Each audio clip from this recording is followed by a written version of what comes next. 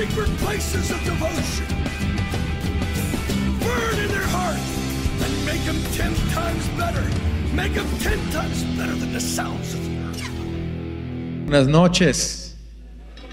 ¿Cómo están? Vocês estão bem? Amém? De verdade, estão bem? Tudo bem aqui em casa? Abençoados? Glória a Deus. Eu cheguei aqui a essa cidade, eu já entendi que Deus tinha algumas coisas importantes para ser realizado. Eu agradeço muito ao Senhor porque esse tempo tem sido um tempo frutífero, de muitas conexões, mas são conexões que você entende que não é apenas uma conexão passageira, né? É algo que Deus está cultivando, é algo que o Senhor está conectando para um grande propósito. E eu tenho certeza que essa noite não é uma noite mais, não é uma noite de coincidências, mas sim de diocidências, de conexões divinas. E muito grato a todos, grato pela vida do apóstolo Adriano, obrigado pela família, pela sua esposa amada que está lá atrás. Te amo muito, viu? Tenho um amor muito grande por essa família, algo tremendo para ser gerado nessa cidade por meio de vocês. Amém? Estão prontos? Eu acho que vocês estão um pouco tímidos hoje. Aqueles que estão felizes, digam amém. Aqueles que estão em vitória, digam glória a Deus. Aleluia. Estou aqui com uma demanda muito poderosa. O Senhor, nessa viagem para o Brasil, me incomodou muito. Eu digo isso porque eu viajei para o Brasil com uma ideia de ministrar algumas mensagens que estavam no meu coração. Porém, dentro dessa caminhada, o Senhor de alguma maneira me incomodou muito para ministrar ao respeito de algumas coisas que têm a ver muito com o Evangelho do Reino. E eu nessa noite estou muito direcionado, me sinto muito instruído pelo Senhor, para que nós possamos tocar alguns assuntos que serão não apenas relevantes, serão também transformadores para nossas vidas. Amém? Eu quero colocar algumas coisas em perspectiva. Na verdade, não se trata tanto de trazer novidades, coisas novas, ou algo que parece muito impressionante. A ideia inicial é que nós possamos ser edificados. Então nós estamos numa fase onde estamos saindo de certas coisas que apenas geravam um impacto, apenas geravam uau, que tremendo aquele culto, mas não gerava em nós uma transformação, não acrescentava a vida de Cristo em nós. Então nós hoje estamos vivendo e experimentando exatamente essa transição espiritual, onde nós estamos deixando aqueles rudimentos evangélicos de impacto, de culto de fogo, de culto de uau, que impressionante aquilo que aconteceu, e nós estamos transicionando a ganhar mais de Cristo. Levante sua mão nessa noite. Dá para entender meu portunhol? Levante sua mão, diga comigo: estamos aqui para que a vida de Cristo seja incrementada em nós. Faça isso mais pessoal, diga: para que a vida de Cristo seja incrementada em mim. Amém? Então hoje eu quero começar a partir de Marcos capítulo 1. Marcos capítulo 1, versículo 14 em frente. Depois que João foi entregue à prisão, veio Jesus para a Galileia, pregando o evangelho do reino de Deus e dizendo: o tempo está cumprido e o reino de Deus está próximo. Arrependei-vos e crede no evangelho. Veio Jesus para a Galileia, pregando o evangelho do reino e dizendo: o tempo está cumprido e o reino de Deus está próximo. Arrependei-vos e crede no evangelho. Queridos, é muito interessante, e eu acho que todos nós sabemos que o Senhor, Ele começou seu ministério terreno falando de uma única coisa. Ele falava ao respeito do reino de Deus. Ele começou ministrando, iniciou o seu ministério terreno anunciando um único mensagem, chamado o Evangelho do Reino. Todo o desenvolvimento ministerial que o Senhor teve aqui na terra foi unicamente para falar e para revelar os mistérios desse reino glorioso e poderoso. A prioridade do Senhor era justamente isso, que o receptor, aquele que ouvia, aquele que estava escutando, aquele que estava recebendo a palavra, pudesse compreender essa dimensão gloriosa, esse nível espiritual, onde ele desejava de alguma forma que aqueles crentes pudessem experimentar, chamado o reino de Deus. Diga comigo nesta noite, me ajuda a ministrar, por gentileza. Diga: Jesus falava e ele pregava somente o Evangelho do reino. Não havia então, amados, outra prioridade para o Senhor, senão unicamente revelar a realidade espiritual desse reino glorioso e eterno. Agora veja bem algo.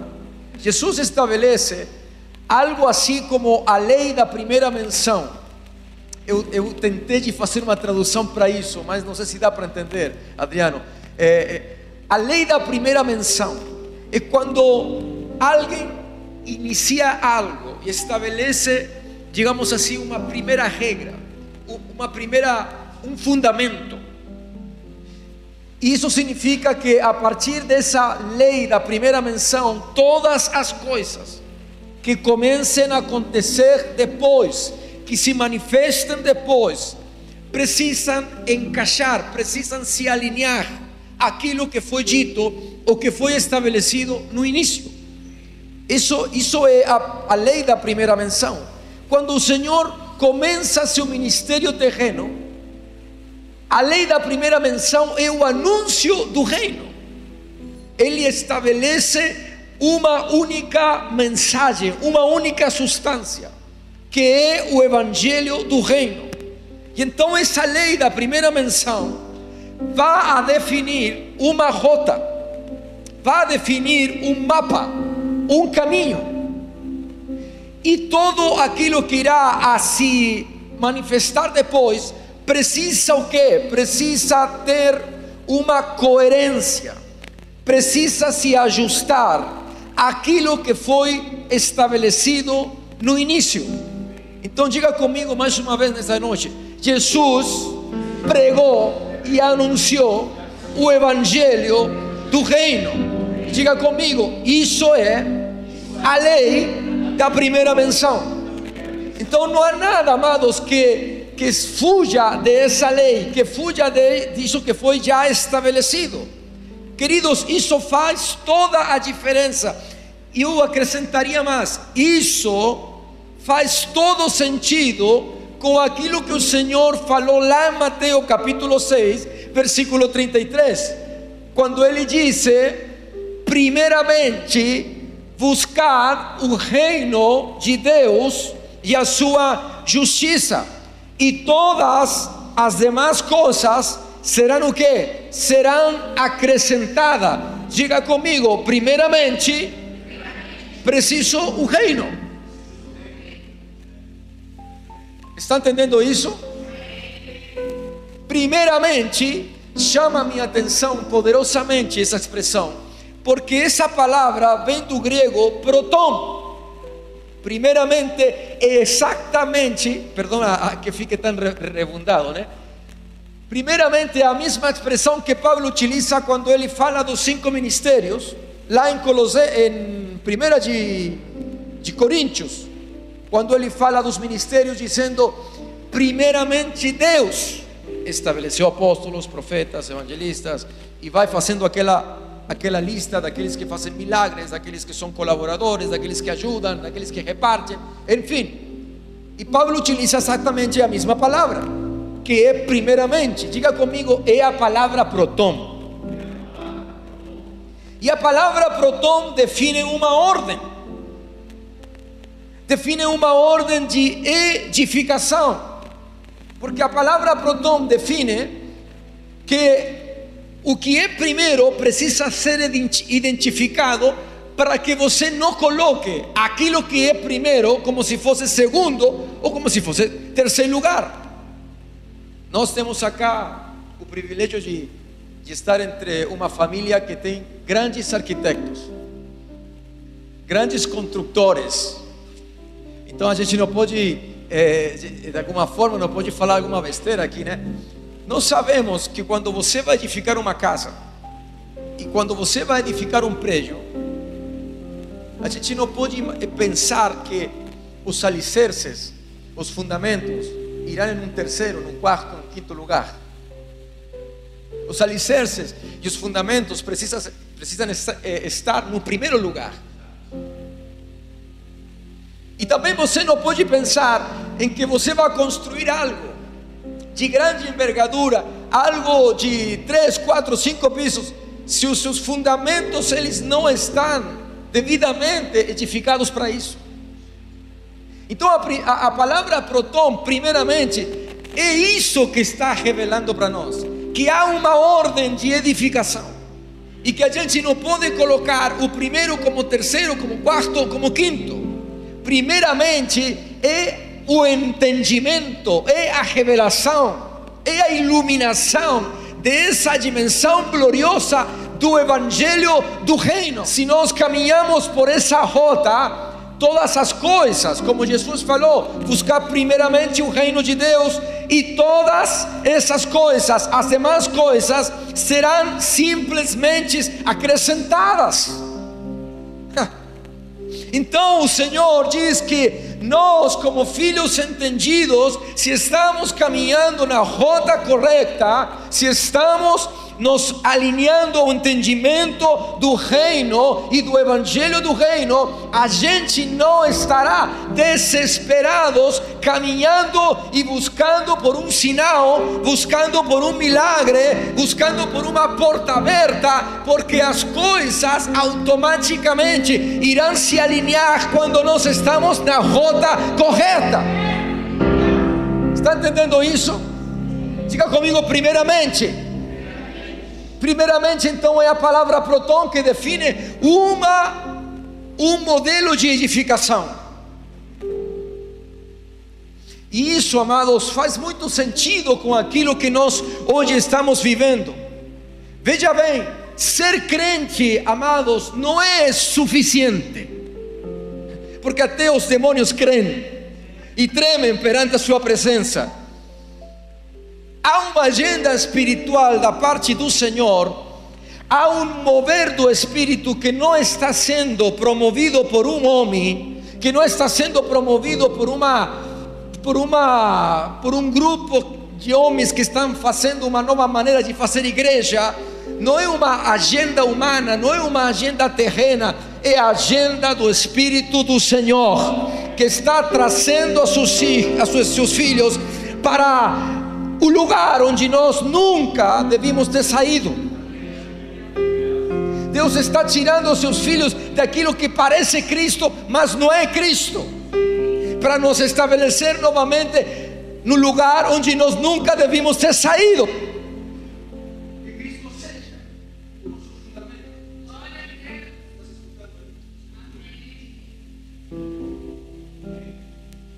Amém? Levante suas mãos nessa noite. Diga comigo: Espírito Santo, toma minha vida e me ubica, me estabelece novamente na rota correta. Espírito Santo, nós declaramos a tua graça, nós declaramos a tua palavra, nós declaramos o teu governo, e nós declaramos, Espírito Santo, que estamos voltando a tua rota, aquilo que você estabeleceu desde o início em Cristo Jesus. Então quero que você entenda algo, amados. Se nós retornamos aquilo que foi já estabelecido em Cristo, garanto para você que você não sairá desesperado buscando um sinal, que você não vivirá sua vida procurando onde há um milagre para que eu possa atingir alguma coisa. você estará na rota correta, aleluia. E quando você está na rota correta, como marca o GPS, você sabe perfeitamente onde ir, você sabe perfeitamente onde andar, você sabe perfeitamente em qual rua você precisa virar para a direita, você precisa virar para a esquerda, porque o Espírito Santo começa a tomar controle absoluto das nossas vidas, da nossa emoção, e o nosso ser integralmente é transformado pelo poder do reino de Deus. Alguém diz amém essa palavra? Aplauda ao Senhor nessa noite. Oh, aleluia.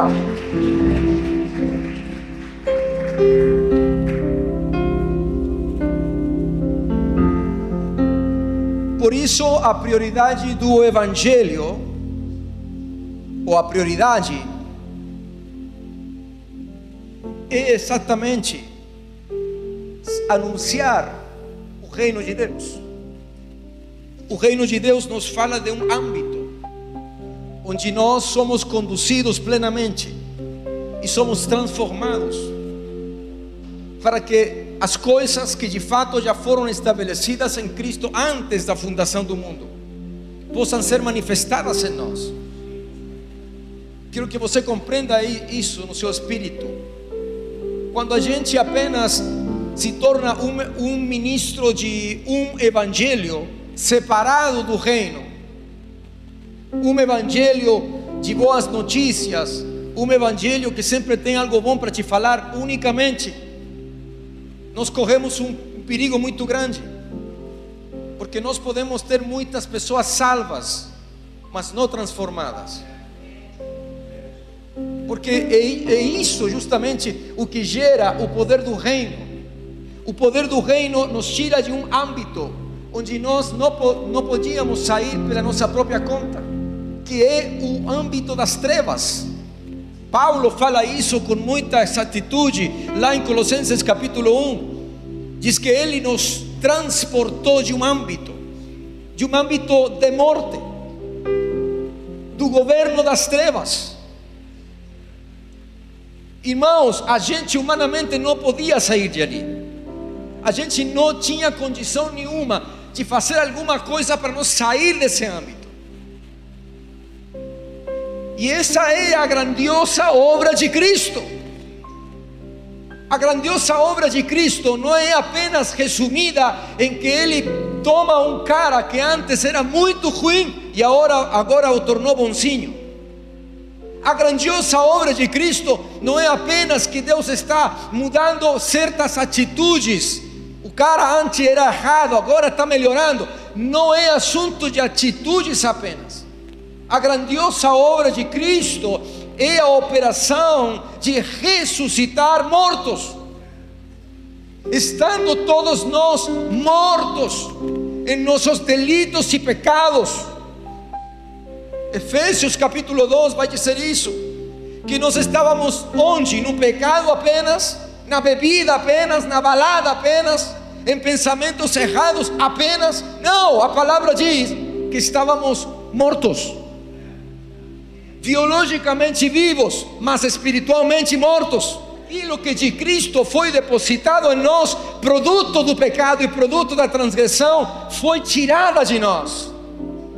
Então a nossa mente foi entenebrecida, os nossos sentidos foram opacados, o nosso DNA já não era mais o DNA de Cristo. Houve uma alteração absoluta e profunda em todo o nosso ser.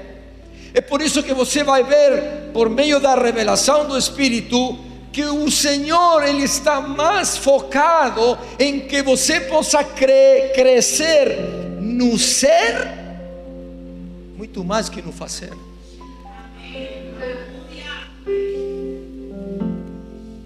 Efésios diz que para que sejamos conformados, desculpa, isso está em Romanos capítulo 8, para que sejamos conformados conforme a imagem do Filho.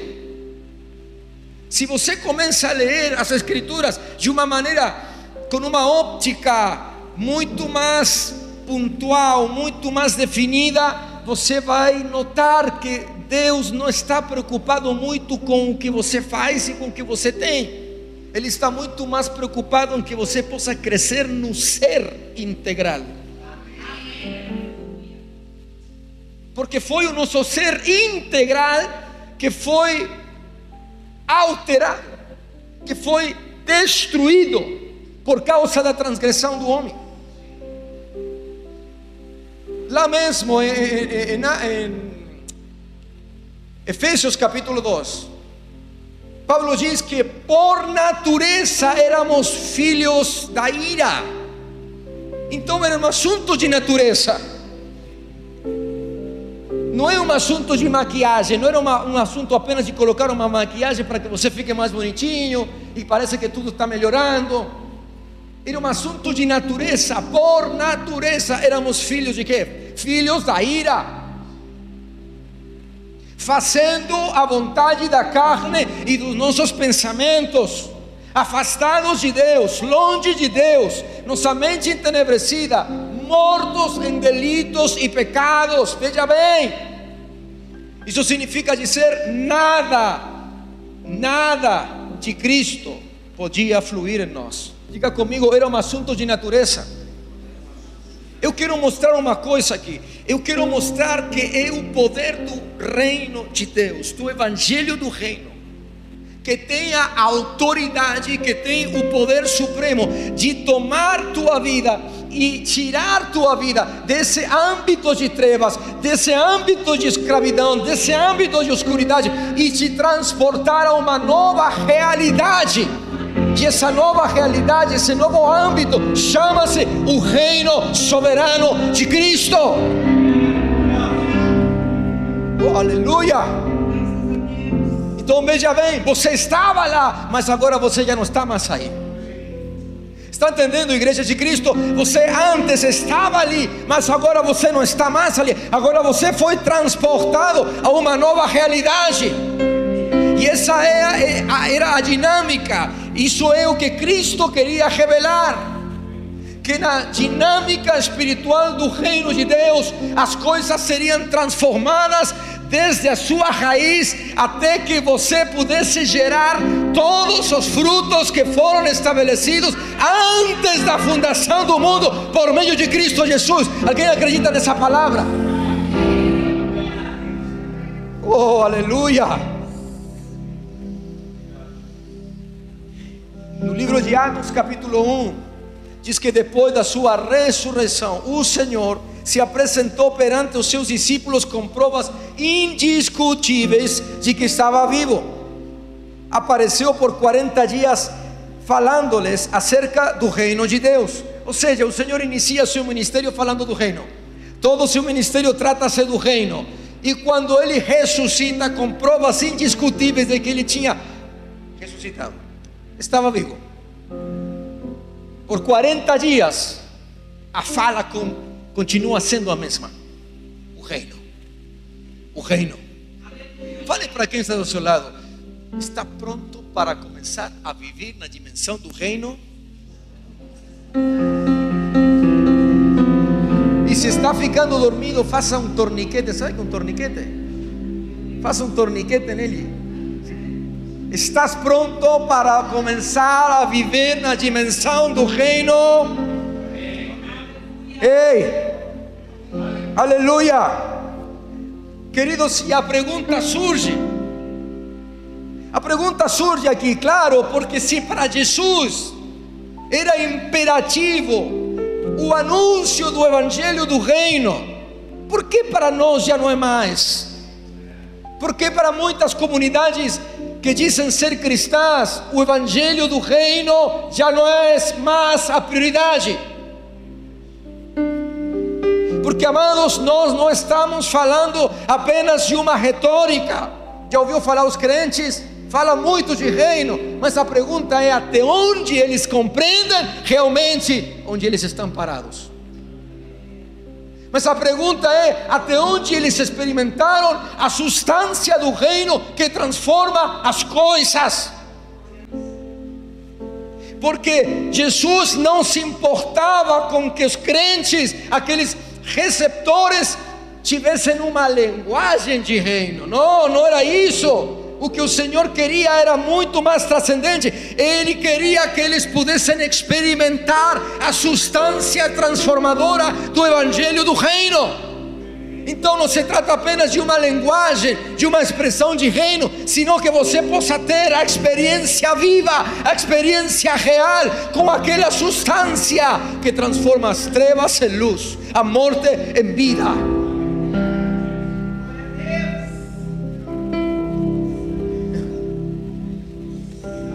E eu acredito que aqui nessa cidade há um remanescente. Há um remanescente que já não está tão preocupado pela placa, que já não está tão preocupado pela denominação, que já não está tão preocupado pelas coisas que irão falar de nós, senão que estão abraçando a verdade eterna, e essa verdade eterna está se transformando neles uma substância que está gerando vida, e está gerando vida na abundância. Aleluia! Está impactando o coração daqueles que estão hoje sedentos de ouvir a palavra do Evangelho de Cristo, que já se cansaram com estruturas, com liturgias, com assuntos humanos e terrenos. Não, que estão sedentos para poder escutar e estão prontos para que se levantem poderosamente para ouvir essa mensagem de glória. Porque uma forma humana, irmãos, é insuficiente para gerar a transformação que Cristo deseja. Não se trata de uma fórmula humana. A gente está cheio de formas. Passo 1, passo 2, passo 3 para você ser vitorioso. Passo 1, passo 2, passo 3 para atingir isso, aquilo e todas as coisas que nós já temos por herança. Eu também. A vida em Cristo é isso, é vida em Cristo. Paulo, ele nunca pregou de vida cristã, ele pregou vida em Cristo. E isso então nos posiciona numa plataforma diferente, porque não se trata de algumas coisas humanas, regra 1, regra 2. Irmãos, santidade nunca se deu por uma regra humana. Santidade nunca se deu porque o pastor falou que era semana de consagração. Não, não é isso não, meu irmão. Não é semana de consagração, nem são os 3 passos para que você seja mais santo. Era um assunto de natureza.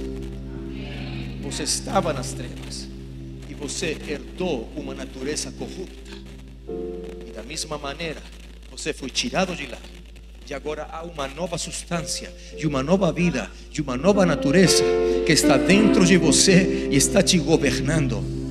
E entanto o crente seja crente, porém ignorante daquela substância que habita nele, que é o Cristo ressuscitado, nunca poderá expressar santidade. Vou repetir isso. Entanto o crente seja crente, mas não cresça na realidade de vida que agora carrega no Espírito, esse Cristo ressuscitado que agora habita nele, esse crente não sabe o que tem, onde está e de onde foi tirado. Está entendendo isso? Esse crente não sabe o que tem, onde ele está e de onde ele foi tirado. Então o cara não sabe o que vai expressar, não sabe que caminha somente por regras. Porque o pastor disse. Não é porque o pastor disse, não é porque o apóstolo disse, é porque hoje estamos em uma nova posição, em uma nova realidade. O Evangelho do Reino, ela é evidência de salvação, é evidência de transformação, é evidência de renovação que nos estabelece numa nova realidade. Então Paulo diz, dando graças ao Pai. Estou falando de Colossenses 1, a partir do versículo 12 aproximadamente. Dando graças ao Pai, que nos tornou aptos para participar da herança dos santos na luz. Aquele que nos livrou da potestade das trevas e nos transportou ao reino do seu amado Filho. Dando graças ao Pai. porque Ele não nos fará, Ele nos fez aptos para participar. Quem te falou que você não podia entrar? Quem disse para você que você precisa de passo 1, passo 2, passo 3 para entrar? Você já está parado no pacto eterno. Eu disse nessa noite, você já foi cimentado no pacto eterno. E em ti habita exatamente a mesma substância que ressuscitou a Cristo dentre os mortos. Agora está operando em ti, dentro de ti e através de ti. E essa substância é a que te tirou do âmbito das trevas, onde há ignorância, onde há heranças de morte, onde há cegueira espiritual. E agora você está onde? Estabelecido no reino do seu amado Filho. Efésios capítulo 2, versículo 3 em frente, diz assim: entre os quais todos nós também antes andávamos nos desejos da nossa carne, fazendo a vontade da carne e dos pensamentos, e éramos por natureza filhos da ira, como vosotros também. Mas Deus, que é riquíssimo em misericórdia, pelo seu amor, pelo seu muito amor com que nos amou, estando nós ainda mortos em ofensas, em nossas ofensas, nos vivificou juntamente com Cristo. Pela graça sois salvos, e nos ressuscitou juntamente com Ele, e nos fez assentar nos lugares celestiais em Cristo Jesus, para mostrar nos séculos vindouros as abundantes riquezas da sua graça, pela sua benignidade para conosco em Cristo Jesus. Veja bem, Paulo faz uma divisão. Ele diz: antes andávamos nos desejos da carne, fazendo a vontade da carne e dos nossos pensamentos, e éramos por natureza filhos da ira. Assunto de natureza. Você não pode pretender pegar o leão e falar para o leão: amanhã, a partir de amanhã, você agora vai ser vegetariano. Será que dá certo?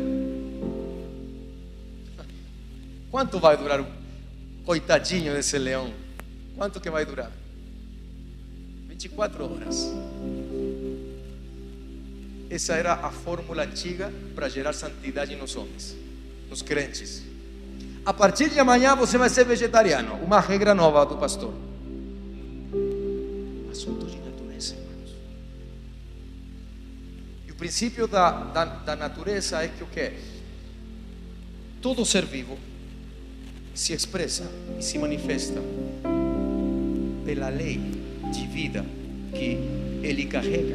Há uma lei operando dentro de você, e essa lei em todo ser vivo se expressa, é produto da sua natureza. Está entendendo isso?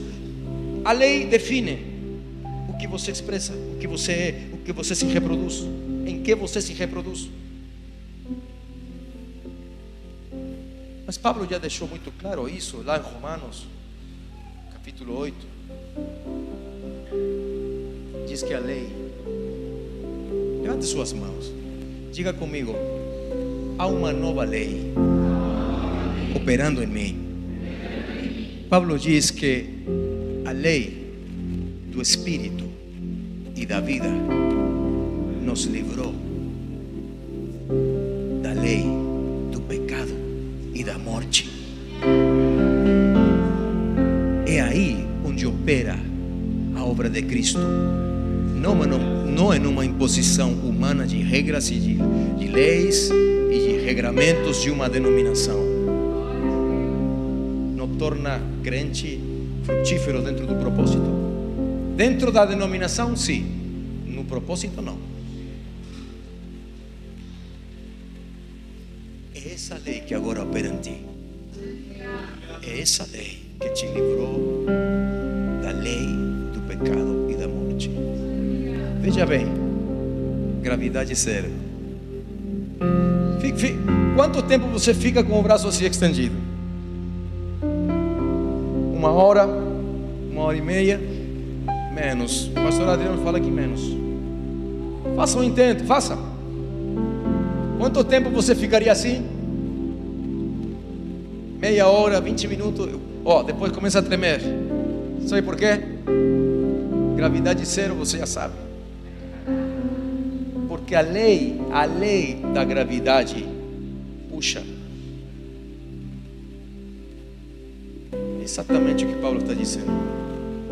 Você quer fazer na sua força, a lei do pecado e da morte vai puxar de você sempre. A lei da gravidade vai te tirar de novo para baixo, para fazer exatamente o que desagrada a Deus. Porém, precisamos crescer na nova lei de vida em Cristo, que nos livrou da lei do pecado e da morte. Quando essa nova natureza começa a crescer em você, e você começa a ser iluminado naquilo que você já tem, naquilo que você já carrega em Cristo Jesus, irmãos, por si só você vai manifestar. Cristo em nós, diga comigo, Cristo em nós, Cristo em mim, a esperança de glória. Cristo precisa se tornar minha vida por dentro e meu jeito de viver por fora. Cristo precisa se tornar minha vida por dentro e o meu jeito de viver por fora. Tudo que eu expresso por fora é Cristo governando dentro de mim. Então, quando você, amado, começa a crescer nessa nova natureza de vida em Cristo Jesus, você já não precisa falar para os crentes o que você precisa fazer, o que você supostamente tem que fazer e supostamente você não tem que fazer como crente, porque essa vida que está dentro de você agora se torna o teu governo, aquele que está te conduzindo em todos os sentidos, em todos os âmbitos da tua vida, seja nos teus negócios, seja na tua família, seja no ministério, seja como um simples cidadão. Você sabe que há uma lei de vida agora que opera dentro de você, e isso está te governando plenamente em todos os sentidos. Não tem que aparecer teu pastor ali no particular para te falar, supostamente você não precisaria fazer isso, porque Cristo dentro de mim agora está governando todo o meu ser. E algo que não acabei de falar: quando você começa a crescer no ser, muito mais que no fazer, seremos então muito mais frutíferos no nosso fazer, conforme o seu propósito. Mas olha, a religião nos ensinou que é mais frutífero, a ganhar tudo. Vamos fazer uma conferência para os crentes sejam conquistadores, para que conquiste tudo. Conquiste a cidade, conquiste lugares de preeminência, conquiste lugares de influência. Nos ensinaram a conquistar tudo, mas ninguém nos falou, ninguém nos ensinou a ganhar a Cristo, que é por quem foram criadas todas as coisas. Nos ensinaram a ganhar coisas, mas ninguém nos ensinou a ganhar a Cristo.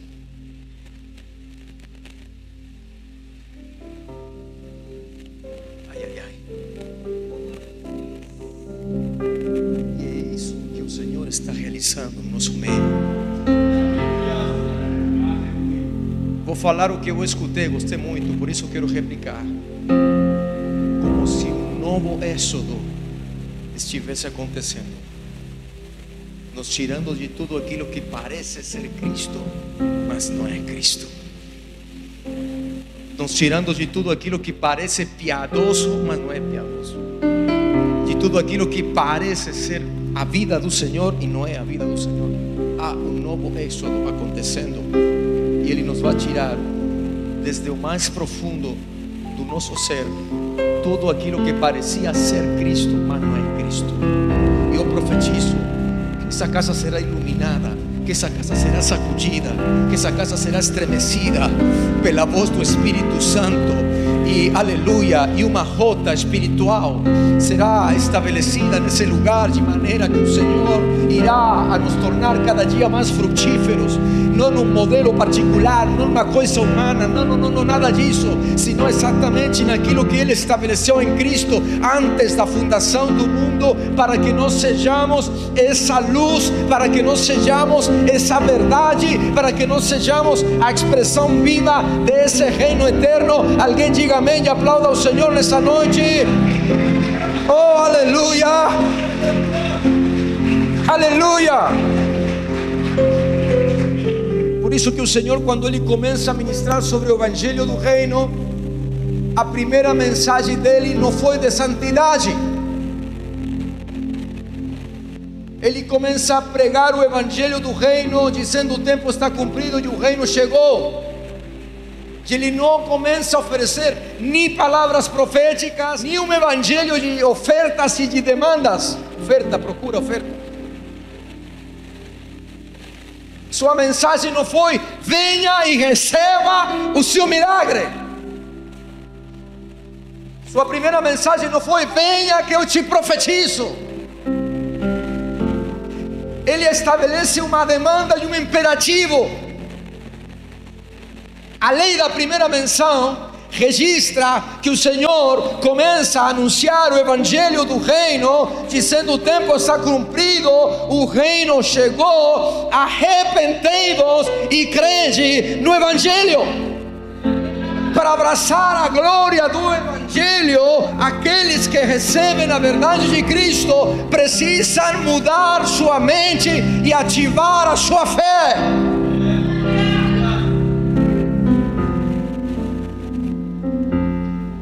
Sua primeira mensagem não foi de salvação, sua primeira mensagem não foi de igreja, ou falando da igreja. Arrependei-vos. Metanoia. Metanoia. Eu quero deixar algo muito mais exato, pastor Adriano. Metanoia não é apenas mudar pensamentos, porque isso seria humanismo, metafísica. Não é apenas mudar pensamentos. A palavra metanoia é mudar de mente. Isso significa dizer o quê? A natureza que governa a tua mente. A natureza que governa a tua mente. A religião coloca uma maquiagem. Você fica bonito por fora, por dentro é a mesma coisa. As estratégias humanas que Paulo diz lá em Efésios, aquele espírito que nos conduz ao erro, nos vende o mesmo produto com um pacote diferente por fora, mas por dentro é a mesma piada. Mas o reino de Deus não funciona assim. Cambia, muda a tua mente. Sabe quando Paulo diz lá, tão conhecido, Romanos capítulo 12, versículo 2, não vos conformeis a este século, senão sejam transformados pela renovação do vosso entendimento, para que comproveis, para que experimenteis a boa, agradável e perfeita vontade de Deus. Você lembra disso? Transforma. A palavra é ir além da forma. Mas a pergunta é: quem estabelece essa forma? Primeiro Paulo diz: não aceite a forma do mundo, desse século. Aí o espírito predominante num tempo estabelece uma forma de pensar, uma forma de viver, uma forma de agir, uma forma de você se autodefinir. Sim? E Paulo diz: esse é o modelo terreno.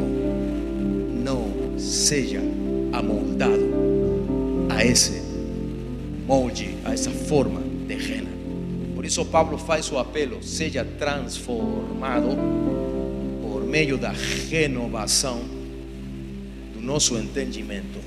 Sabe por que há pessoas que não conseguem experimentar a boa, agradável e perfeita vontade de Deus?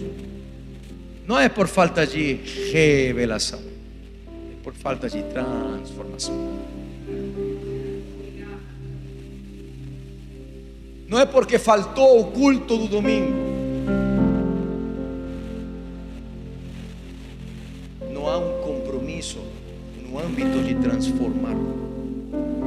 Transformação é frontal aos nossos pensamentos, estrutura, natureza que governa minha mente.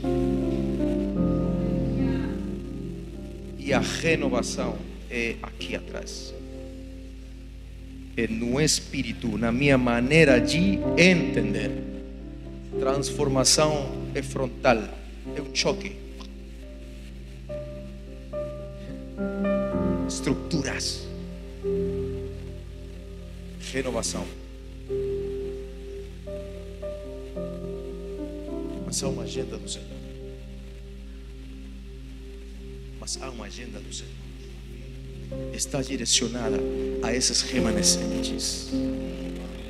A esses remanescentes. Novamente ele disse, Marcos 4:30, com que compararemos o reino de Deus? Que parábola usaremos para descrevê-lo? É como um grão de mostarda, que é a menor das sementes que se planta na terra. No entanto, uma vez plantado, cresce e se torna uma das maiores plantas, com ramos tão grandes que as aves do céu podem abrigar-se à sua sombra. Número 1, isso nos mostra o poder e a dinâmica transformadora do reino de Deus, mas nos mostra também essa semente que representa a engenharia da vida que está dentro dela, que não é percebida, que não é entendida. Como é possível que haja uma engenharia tão poderosa e tão gloriosa dentro de uma pequena semente? Tudo está ali já definido. Tudo está ali já definido. Qual será o tamanho da árvore? Quantos frutos dará? E nós fomos ensinados ao contrário. Tem frio, né?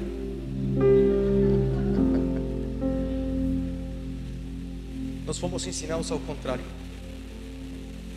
Nós admiramos a árvore quando está grande. Uau! Eu sempre sabia.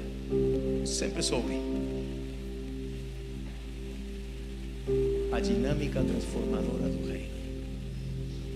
Está enxergando o que não tem aparência, o que não aparece. Mas olha, o Pai, Ele sente o cheiro da forma de Cristo.